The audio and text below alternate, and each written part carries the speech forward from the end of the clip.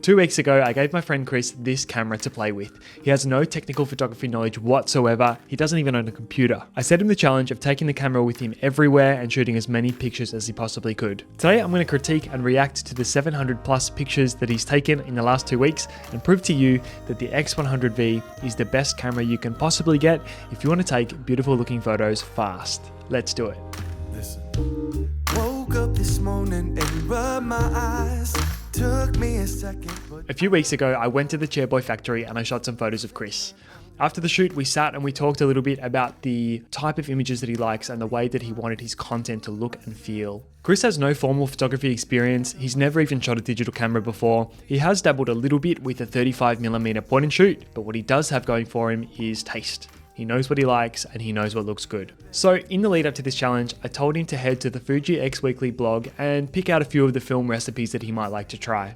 If you're not familiar, Fujifilm cameras allow you to preload these, styles or effects into the camera, and that way you can snap away and your JPEGs will have these looks pre-applied to them, no editing needed.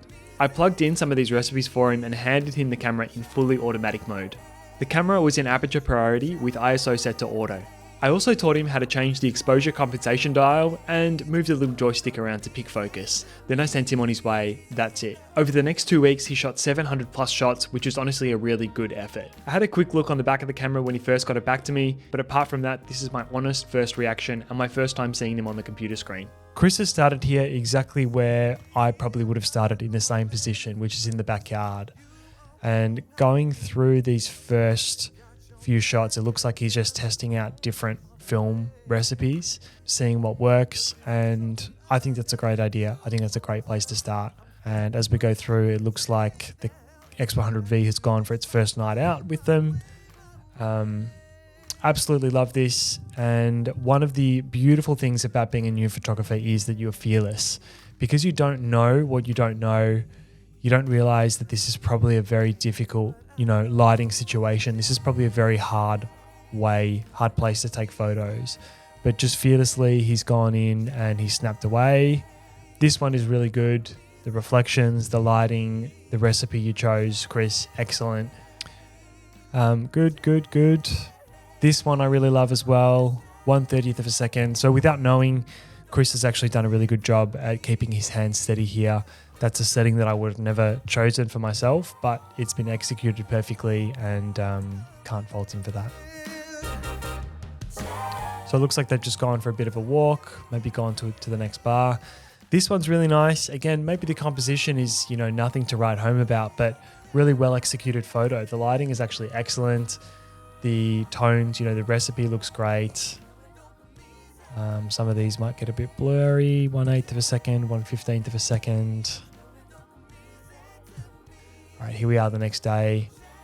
And I like the way he's thinking about this. He's framed up the subject here through the glass in the middle of the O.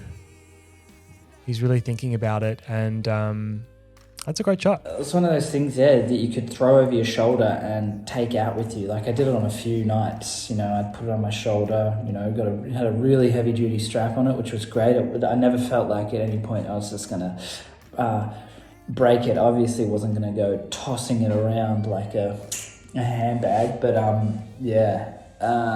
in that kind of sense, it was great. You throw it over your shoulder, you pick it up really quickly, flick it on, and snap it up. It's got the autofocus on, which is fantastic. All right, here we are in the Chairboy factory. This is probably what I was most excited for Chris to shoot with this camera. He makes furniture and he's got all this beautiful recycled timber, interesting tools, and just cool things happening at the factory. And that's a really cool one. These are all really good. Yeah, I'm excited for him to start to see his own space in a bit of a different light. Some of these shots are a bit dark. Again, they're shot in JPEG. Most of us shooting in RAW would have just very easily corrected that in post, but you don't have that luxury in JPEG, but it's just an experiment. Okay, here we are at the markets. I think this is the Preston market. Again, a lot of interesting, difficult mixed lighting here, but I think it kind of lends itself to that film look. And again, he's gone in fearlessly. I think he's noticing a lot of the same things that I probably would have noticed, which is, daggy old signs and just the general sort of grit of the place. If I didn't know that Chris wasn't a photographer, that's a really cool shot. Just something, it's just like a cool memory. Great shot. Very cool. If I was to see these shots in a series, in like a little zine or like a little blog post or something, I would not know that Chris wasn't a photographer. Yeah, great job. Well executed. I mean, there were quite obviously things that I needed to do with the camera that are obviously in the camera and the camera is capable of, but I don't have the knowledge. And I mean, it's a vast, literally if you go to the menu section, there's like loads and loads and loads of different settings that you can go through. So I found that frustrating, but I think it was just purely because I don't have a great understanding of the camera itself. And look, to be completely honest with you, I don't have a thorough understanding of photography itself. So that's where I would say I'd feel most frustrated. All right, looks like we have some family pics, might be some nieces and nephews. So again, just on exposure, these shots are all good. One thing that I would say is that if I was in that situation now, knowing what I know now, I would probably want to play with the exposure compensation a little bit more. Just knowing that different recipes are going to react differently to how much light you need. For example, some recipes look better a bit overexposed, some of them look better a bit underexposed. I don't know how much he was playing with that little dial, but I think that would make a big difference. Okay, I like his switch to recipe again. So we did speak about the look that he liked, and he mentioned from the photos that I took that he really liked the warm feel in the factory. So I like that he's going through, and as he's shooting, he's adjusting, and it looks like he's landed on one of these ones with a little bit more sort of warmth in the shadows, a bit more green. And we switch to something cool again. There we go. That's cool. I really like that he's not afraid to do this. He's happy to cut off the shots. He's happy to crop in and, make a bit of an interesting composition, because it's not always the most exciting way to see something like this when you just get the whole thing in frame and fill the frame with it.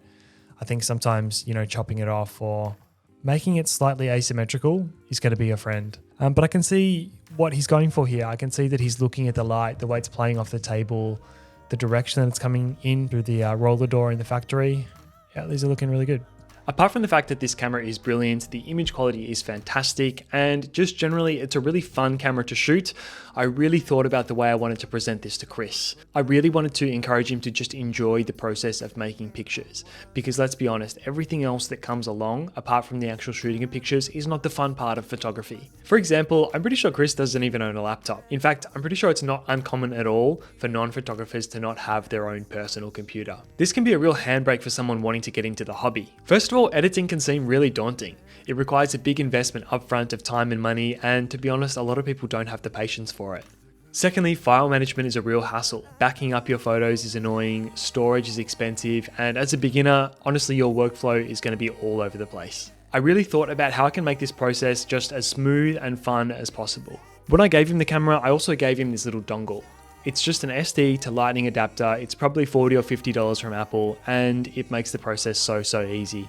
You just plug the SD card straight into the camera, it opens in the Photos app, you pick the ones you want straight to your camera roll, then you can just upload them to Instagram or whatever you want to do right from there. Chris honestly did so well with this challenge, and by the end of the second week, I'd seen a drastic improvement in his photos. Man, that's it. No, it was a brilliant experience. It really was. Yeah, it's so rad to see technology is just hurtling forward, and we are able to capture our favorite moments using our favorite films, immediately getting it in like a digital format.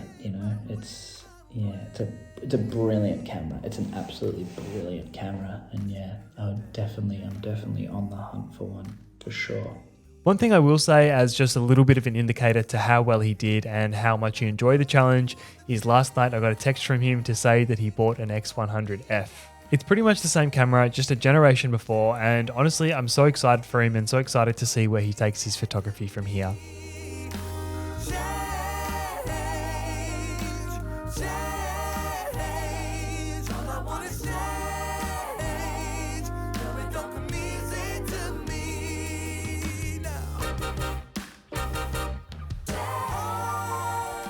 If you have any feedback or suggestions for Chris based on how he did, or what you think he could do better in future, feel free to leave them down below. And in the meantime, if you want to see more X100V content, consider checking out the video on screen now, where I walk around Melbourne and test out some recipes of my own. Cheers.